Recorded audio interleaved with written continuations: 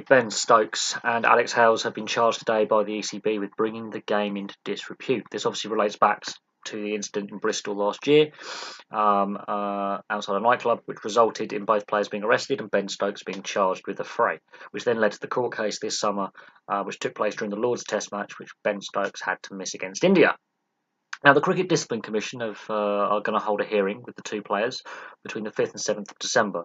Obviously, they're going to have all the footage of the incident, and the ECB obviously are going to have their input, and we'll take it from there. The funny thing is, neither were found guilty. Only one was charged. Affray is a difficult charge to prove in a court of law.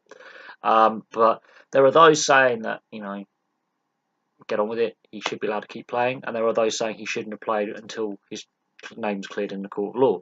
I was surprised he actually, didn't even get a fine out of all that, personal opinion. And this comes in between two test series that England have this autumn and winter. They have obviously the Sri Lanka series that takes place in October, November, which is 3 tests and a few shorter format games. And of course you've got the West Indies in January to March. So there's a lot of cricket to be played.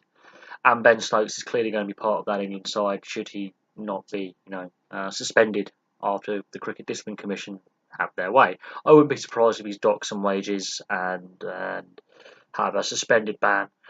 Alex Hales, again, he doesn't play the Test cricket anymore, or he's decided to take a step back from Test cricket to focus on shorter formats of the game. Again, whether he can, contribute in T20 and one-day internationals for England after this is, again, he could be, suspended, fined, whatever. It's a complicated issue. This thing won't go away. But at the same time, cricket has had in the past an image problem with certain players having off-field indiscretions and antics. It doesn't matter what country you play for. There's been a lot of Englishmen who've had issues with drink and drugs, and there's been Australians, South Africans, New Zealanders, Indians, you name it. They've all had their fair share of controversy away from the game.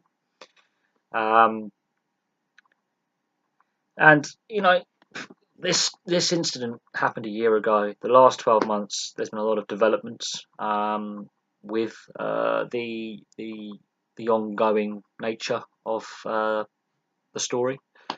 Ben Stokes obviously was found not guilty. He only missed 1 Test match. The Ashes series was a disaster for England anyway, and of course he was selected to go but not play, which made no sense to me. So the ECB has its own consistency issues with discipline here. I wouldn't be surprised that in this hearing that the culture and of the England setup, curfews, etc., gets brought up, and there's got to be some kind of hard truths faced by the players, the coaching staff, the selectors, the ECB, and the sport as a whole about the culture of the sport at senior level, at Test level, and at first class level, behind the scenes, which we don't see on the pitch. We've already seen this year, obviously, Tampergate with the ball tampering with Australia. We've had allegations against Sri Lanka for ball tampering as well. Obviously, Moeen Ali's book has been a bit inflammatory, where he decided in the end not to name the player who made racial remarks towards him. We have a pretty good idea that who he is.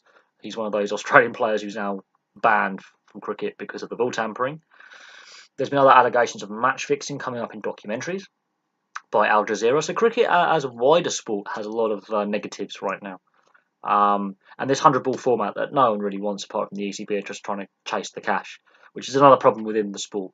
These players on centralised contracts, they're on big money compared to a lot of their peers.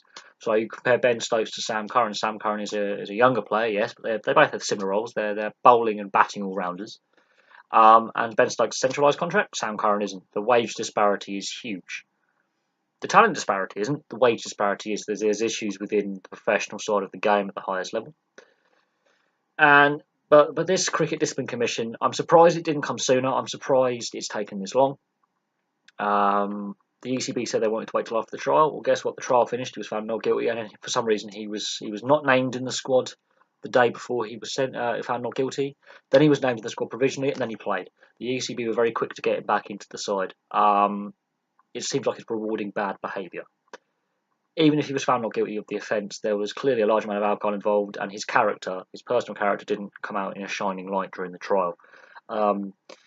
So, again, the culture around the sport is going to be looked into, and I wouldn't be surprised if there's a lot more of these incidents involving high-profile players in the sport in years to come. It seems they haven't learned the lessons from the 80s and the 90s, from past misdemeanours of players that are now well known in cricketing circles. If you read books on the subject, and if you listen to interviews of past players, there's a lot of antics that happened then that shouldn't happen now, and probably still do. The Pedalo incident, like a decade ago with Freddie Flintoff, the sport hasn't learned from these issues. But there we go. Thank you very much for watching. I'm surprised it's taken this long. We'll have to see what happens. And it's in between two key test series for England before the Ashes next year. And it's going to be very interesting to see how this affects England going into the Sri Lanka series and Ben Stokes, and the effects after the Sri Lanka series with these two players, because obviously Alex Hales is a good player in the shorter formats of the game. And of course, there are T20s and one-day internationals involved in both these series, so it'll be very interesting to see what happens going forward. Thank you very much for watching. Please like and subscribe, place your comments below, and I'll have some more videos for you tomorrow.